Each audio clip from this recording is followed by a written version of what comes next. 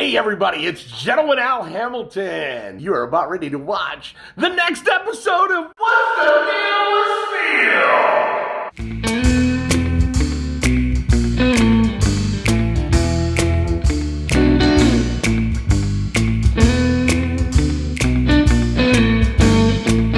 Welcome to What's the Deal with Speal. My name's Shane Speal, and we're going to talk about Foot Stompers today. I've got a really cool one to show you, and we're going to talk about what's cool about it and what sucks about it. All week long, I've been I always deal with Ben Giddy Baker.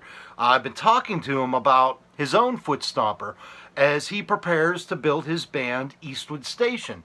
He came to me saying that he wanted to add foot percussion.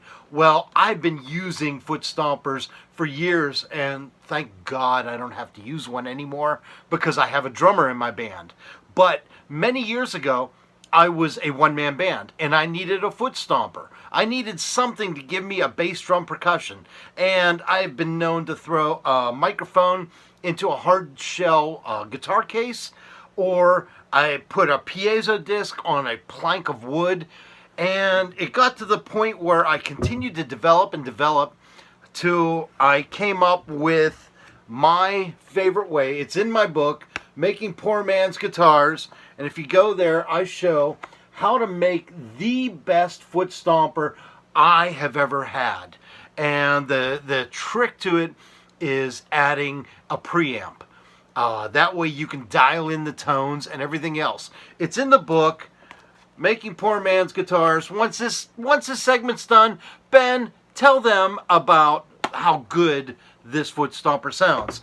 But I pulled out of my closet an old design, an old Foot Stomper design that I made with the late Ted Crocker. And this was before I was really doing a lot of performing. And I had this idea. Have you ever gone on your guitar, on an electric guitar with pickups, and just slapped the strings and you hear it make a thud? Well, I thought, wow, that'd be a great idea to make a Foot Stomper. So I was over at Ted Crocker's for one weekend, and we made this. This is what we called the Terraplane floorboard. Now I have the top taken off so I can show you what's inside here. And let's take a look at this. Now it does have volume and tone on the side here. I have it plugged into my Marshall. So it gives you a nice mid-range stomp. You get too close to a monitor, it will feedback. You can turn the tone down, and it's a little more bassy. It was a good idea. Wasn't the best idea. It's not as good as the one I showed in my book. Let me show you what's in here. If you take this off, it's just an empty little wedge, and we have underneath here a bass guitar pickup from a Fender Jazz Bass. There's a little piece of foam to protect it, and then what goes on top is a steel license plate. The magnetic pickup from the Fender Jazz Bass pickup actually gets the vibrations from the steel license plate and gives you your thump. So it was a cool idea. I used this in a couple concerts, and there were some problems with it. First of all, you really got to kick the crap out of this in order to get a good sound. Unless everything is cranked way up high, and it will start to feedback. If you can get away from the feedback, it works. But I found, in fact, you see the license plate started to dent because I was just hammering the hell out of it. So that was one of the drawbacks. The second drawback was the shape. I figured, oh, cool. It looks like a pedal. My foot will be going like this, and that's perfect. You know what I found out? When this is flat on the floor, this brings my foot up at an angle to start with.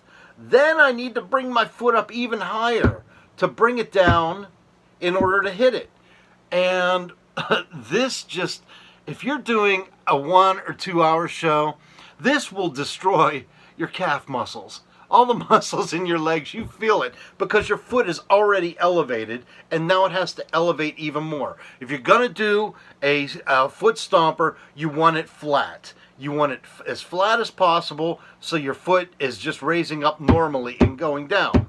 So those were the two problems I had with this. And that's why it was a cool piece, but it never made it past a couple gigs. A few weeks ago I posted this guitar and information about it. This is Ted Crocker's Six Banger. In fact, I have t-shirts out with this over at guitarrags.com. I did t-shirts and a really cool coffee mug. And Gary Fan saw my post on Facebook about it, and he said, wow, I had no idea that Ted Crocker had passed. He said, I really wish I could have bought one of those Terraplane floorboards from him. I kept bugging him about it, and he just never could build one. Gary, I'm sending this out to you. I'm gonna just mail this and give this to you. You wanted one all your life. You can have this one. It is better for you to have it than it to be in my closet. So thank you for commenting on that. When it comes to weird foot stompers, here's the weirdest one. I've shown this one off in videos before. This is what I call the John Henry, and this was made by Pete Regan. And you have a railroad spike and a hammer here. Hey Giddy, you're doing railroad songs. I think you may need one of these.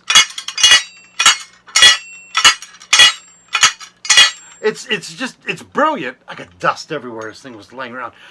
Mainly because these chains in the back just add an extra clank to it. So this has been on several of my albums, and this will be in our upcoming live show. You guys have been asking about Shane Speal Snake Oil Band. We have not broken up. We are on hiatus. We are rebuilding the entire band. It is going to be a theatrical show. So, in all honesty, I've been turning down so many gigs until we can basically clear out my garage. I've got my son's 1962 Corvair in there that needs to go to the shop. And once the Corvair is out, we're going to be building the band and turning it into something you would see in a theater. So that's the Shane Speal Snake Oil Band update. It's funny, if I lean to my right, we'll talk about that another time. Something's coming. So this is a short What's the Deal with Speal. As you can tell, I've got a simple camera today. I don't have all the bells and whistles, but that's okay. Build your own foot stomper. If you're doing solo shows or duets or whatever, the plans are in here. Making Poor Man's Guitars. CBGs sells this. You can get an autographed copy at stubbyslide.com, and also CBGs has the parts pack for the foot stomper in here. All the major projects in here have CBGs parts packs, so make sure you check those out as well. Just remember, you only have a couple days left to enter the contest to win this. This is the Giddy Bucker Test Guitar. 3-string electric cigar box guitar, volume and tone. One of the original CBGs Giddy Buckers is loaded into this. In order to enter, all you have to do is comment on any post over at cigarboxguitars.com between now and Valentine's Day 2022. Cigarboxguitars.com. Leave a comment. Somebody is getting this guitar. I need it out of my house. I'm sending it after Valentine's Day. Boom. All right, guys. Take care. You have a fantastic weekend and go build something. Bye-bye.